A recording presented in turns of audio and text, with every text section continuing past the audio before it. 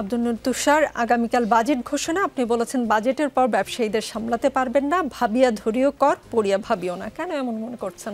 কারণ তাদের যে বাজেটটা আমরা দেখেছি, বাজেট নিয়ে আলোচনা পত্রিকা আসছে, সেখানে দেখা গেছে যে কর্পোরেট কর অনেক বাড়িয়ে দেওয়া হয়েছে, যেখানে বাংলাদেশের বিনিয়োগ কমে যাচ্ছে, যেখানে ইন্টারনাল বিনিয়োগ বা অভ্যন্তরীণ বিনিয়োগ প্রায় শূন্যের কাছাকাছি, যেখানে মূলধনী যন্ত্রপাতি আমদানি হচ্ছে না, মূলধনী যন্ত্রপাতি আমদানি না হওয়ার ফলে আমাদের রিজার্ভ বাড়ছে।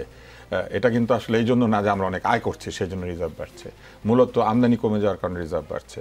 ফলে এইসব একটা অবস্থায় যদি কর্পোরেট কর বাড়িয়ে দেন, আবার যদি অ্যাডভান্সড ইনকাম ট্যাক্স যেটা ছিল ইম্পোর্টের উপরে এক্সপোর্টের উপরে সেটাও যদি বাড়িয়ে দেন, তাহলে কিন্তু ব্যবসায়ীরা আপত্তি করবেন। কেননা একই সঙ্গে ব্যবসায়ীদেরকে চাপ দেওয়া হয়েছে বেতন কাঠামো পুনর্নির্ধারণ করতে হবে, বেতন বাড়াতে হবে, সুবিধা বেশি দিতে হবে।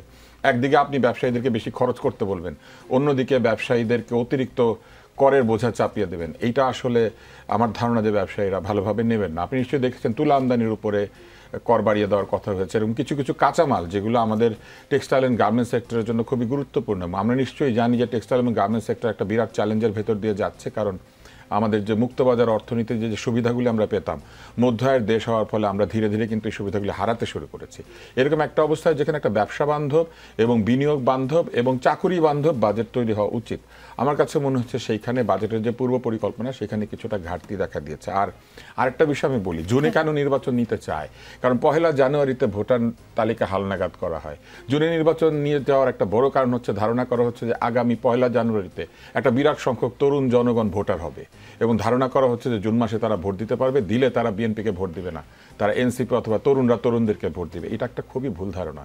এইভাবে তারিখ বয়স ইত্যাদি দিয়ে কিন্তু আসলে ভোট নিয়ন্ত্রণ করা যায় না। ভোটকে ম্যানিপুলেট করার চেষ্টা করাটাই এক ধরনের সংস্কার বিরোধী কাজ এবং জুলাইয়ের চেতনা বিরোধী কাজ। ভোট আজকে হলে আজকে হবে, আজকে যে রায় হবে সেটাই রায়। এইভাবে যদি অপেক্ষা করতে হয় তাহলে আমরা কিন্তু বিভিন্ন কারণে বিভিন্ন এই নির্বাচনকে ডিলে করানো যাবে। সরকার এনসিপিকে একটা সুবিধা দেওয়ার জন্য এনসিপি না, সরকার হোক বা যারাই হোক, এই দাবিটা যারা করছেন জুন মাসে ইলেকশন হবে, তারা ধরে নিচ্ছেন যে 1 জানুয়ারিতে ভোটারের পরিমাণ বেড়ে যাবে। আপনার নিশ্চয়ই মনে আছে যে একটা বক্তৃতায় আমরা শুনেছিলাম যে ভোটারদের বয়স 17 বছর করে দেওয়া হোক। যাদের বয়স 17 ছিল ওই জানুয়ারির 1 তারিখে তাদের বয়স 18 হয়ে যাবে। কিন্তু আপনি বুঝতে পারছেন বিষয়টা? এই বক্তব্য দেওয়ার সময় যাদের বয়স 17 ছিল, এই আগামী জানুয়ারির 1 তারিখে তাদের বয়স 18-তে চলে যাবে। ফলে বাংলাদেশে 50 ভাগ লোকের তো জানুয়ারিতে জন্মদিন, এটা তো আমরা শুনেছি 50 ভাগের বেশি লোকের।